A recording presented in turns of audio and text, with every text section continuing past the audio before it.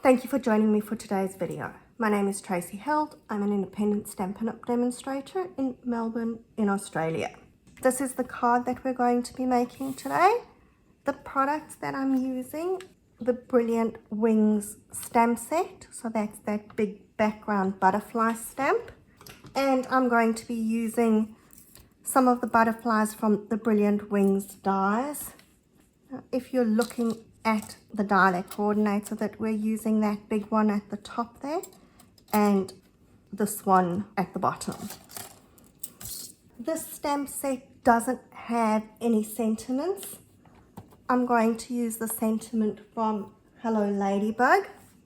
I'm also using this die from the Tailored Labels dies. The other die that I want to talk to you about is one that you may not have noticed. I think that it's been overlooked, but it's actually an awesome die. It's one of the little dies in the Brilliant Wings die set. It's this one. I know that when I've shown it to people, they've actually gone, oh, I didn't even notice that there. But it's really good because it makes these holes. I don't know whether you want to just think of them as texture or whether we're looking at them as moth holes, although I don't know if butterflies eat holes in things, but whatever it is, they are awesome. Let's get going. I like using the Stamparatus with the stamp set because it is such a big stamp set. I find it easier to work with the Stamparatus than I do with the big block. Just want to see exactly where I want to position my paper. Now, this doesn't give you a huge amount of space to put your magnet because it is such a big stamp set, but if I put it up at the top over there, that should hold. And let's ink up my stamp set. Now, the good thing about this is when I stamp it, if I'm not happy with the coverage, I can just stamp it again.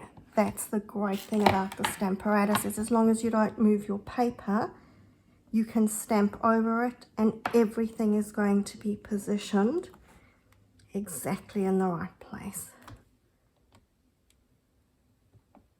Okay, I think that I do want some of those butterflies a bit darker, a bit more defined here. So let's just put a bit more ink on and stamp them again. Okay, we'll be happy with that. Just be careful when you pull your magnet off that you don't smudge the ink.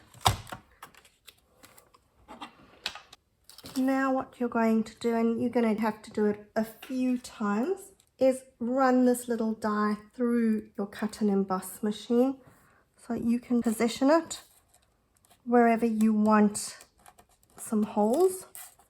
And remember, you can turn it. It doesn't have to be straight. So you're just going to position it wherever you want it.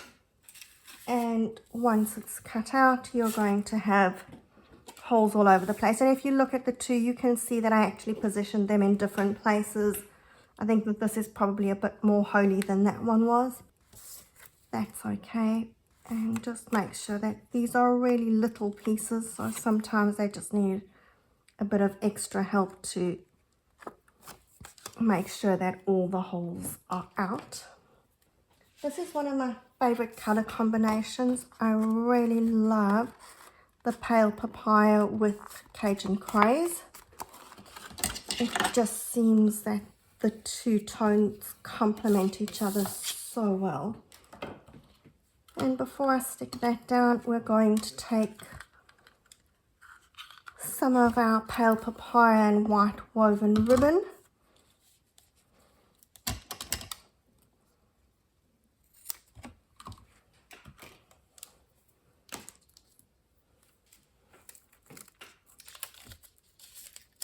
I'm going to put a glue dot on either end of the ribbon just to hold it.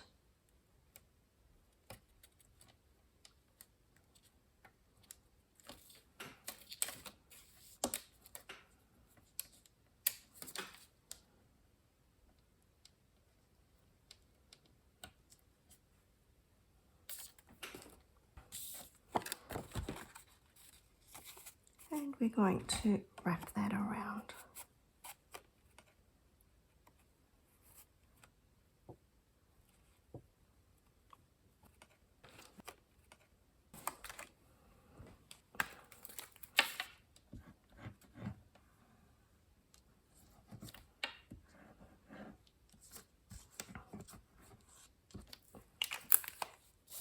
Stick that onto the top of your card.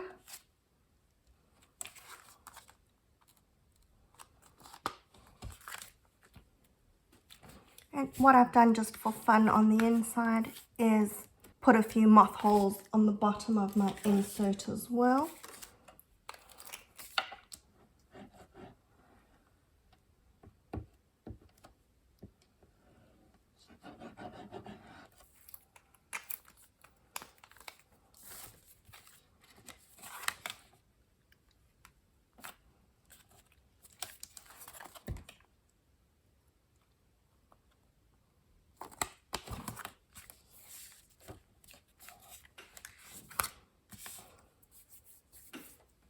Now I'm going to take a piece of ribbon. This is a very easy way of making a fake bow. We're just going to tie it.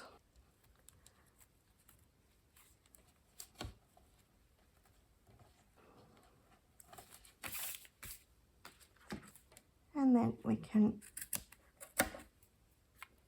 trim the edges at an angle. There we go. I've stamped my sentiment and cut it out with that die. And just pay attention to which way's up, because what we want to do is put our dimensionals on the top and bottom of that sentiment, so that when we stick it, the dimensionals are going to sit nicely. If you put the dimensionals on the ribbon, it sometimes is a bit wobbly.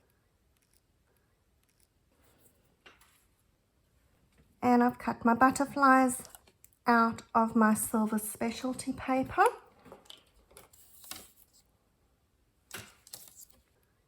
And one almost flew away.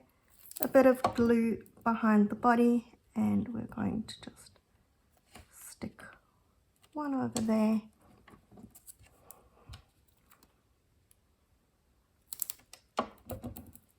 And the other one above it.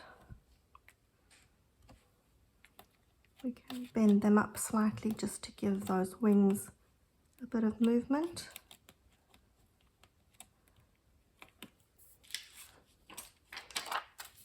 Finish it off with some of our in-colored jewels.